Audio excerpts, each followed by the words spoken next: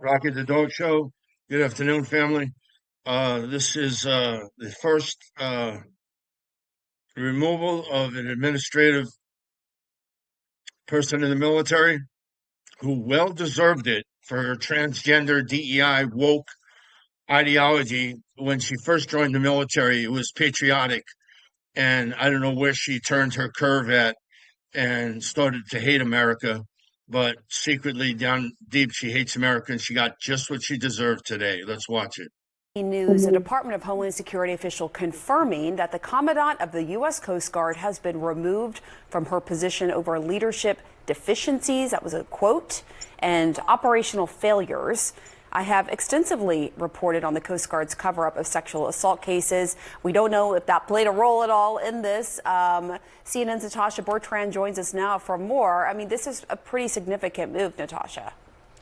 It is, Pamela, if not just because it really shows that this could be a sign of things to come in terms of how President Trump and his administration deal with military leaders that they feel are perhaps focusing too much on diversity and inclusion initiatives, which is one of the stated reasons, according to this DHS official, why Admiral Fagan was relieved of her duties as Commandant of the Coast Guard.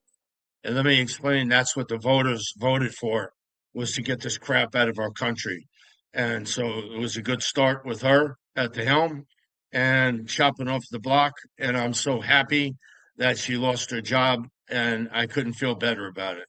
Guard. Now, we did ask the Department of Homeland Security for reasons why she was relieved, and they did send us a list that included things like failure to address border security threats, prioritization of those DEI initiatives, which Secretary of Defense, future Secretary of Defense, if he is confirmed, Pete Hegseth has said is going to be one of his priorities in removing from the department once he does get installed here, as well as Operation Fouled Anchor, which is that investigation into sexual assault and sexual abuses committed at the Coast Guard Academy that was covered up by the Coast Guard beginning in around 2018. Now, Admiral Fagan, she was not directly involved in that. However, she did signal to members of Congress last year when she was grilled on the sexual assault investigation that was not disclosed to Congress that she was aware of certain aspects of it. And according to the Department of Homeland Security, that is one reason why they felt like she needed to be terminated as part of her in her position there. But still, you know, I think the broader picture here is that this is the first kind of termination of a senior military leader that we have seen that has been explicitly kind of linked to the promotion of those diversity, equity, and inclusion programs within the military. And in fact, this is not the first time that the Coast Guard has been targeted by Trump's allies. Back in August, that needs to be out of the military completely, and she needs to be out, and she is out. Thank God. Thank Trump. Continue on. Former GOP Representative Matt Gaetz sent a letter to the Department of Homeland Security raising concerns about Fagan's alleged focus on these initiatives over, for example, other more important things like, he said, recruiting and focusing on interdicting drugs at the borders. Senator, thank you so much for coming on. First, your reaction to some of these actions. Go ahead.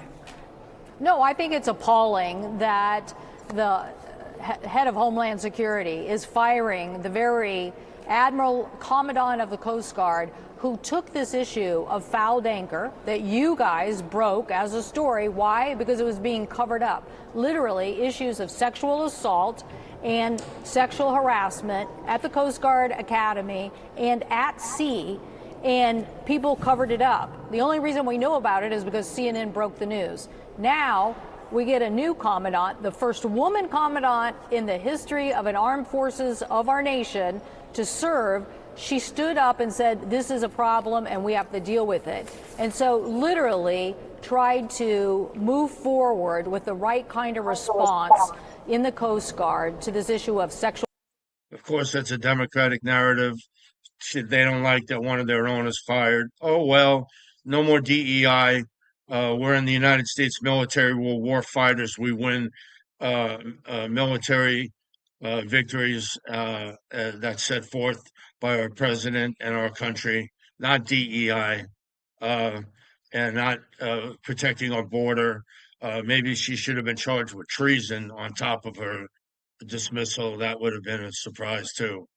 Sexual harassment and sexual assault. And today she's being fired for, instead of covering it up, deciding that this needed to be exposed and the Coast Guard needed to deal with this issue. So I think it's the wrong decision. It's the wrong decision by Homeland Security. She did a good job. In fact, the last Commandant was the one who did cover it up. I think he admitted to you that he covered it up. So what are we doing here today? Firing somebody who was on the job, helping a Coast Guard that has to have a basic diverse workforce. And one of the things they need in a diverse workforce is to protect. It's no more diverse workforce, lady. Don't you get it? We're the United States military, patriotic military. We win battles. We war fighters. Okay, we fight. We win. We don't diversity, equity, inclusion. Senator, that's why your party lost such a dramatic fashion. American people have spoke. I guess you're getting your little 3 minutes of speech now. Protect those interests of women. And as you know, after the reporting and after there were congressional hearings, she had vowed to do a review, and there was a report that came out saying that it would do a better job with the handling of sexual assault cases and so forth, and really enact systemic change. Are you concerned with her firing, that the vow in that report won't actually be followed through with? What kind of message are we sending? The previous Commandant admitted to you that they had covered it up. I think he even said something like, I would do it again. And now we had a new Commandant, a woman who said, no, we're going to take this serious and we're going to clean up the academy and we're going to clean up these actions, because we have almost, I don't know what the number is, a very high number, 30% plus of a Coast Guard workforce that are women, and we want to continue to attract women in the Coast Guard. And so you're going to fire her over the fact that she wanted to clean up a mess created on a previous watch? It's the wrong decision.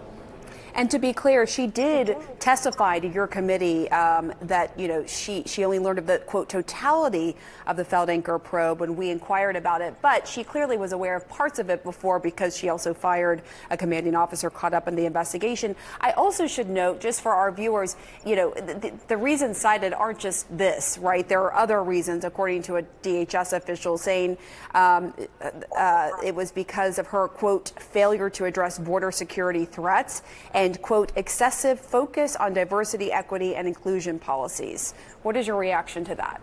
Well, I don't know what that latter part means, but if you mean she paid too much attention to cleaning up the mess in the Coast Guard of sexual... No, that's not what she just said. She said that she was fired for her lack of border security. Okay, it could have just been there, ended. But we added her DEI focus instead of her military focus and her protecting the homeland. That's why she's let go. And that's all we need to hear from this video. I hope you guys enjoyed it. Thank you. That's the first one of many to go.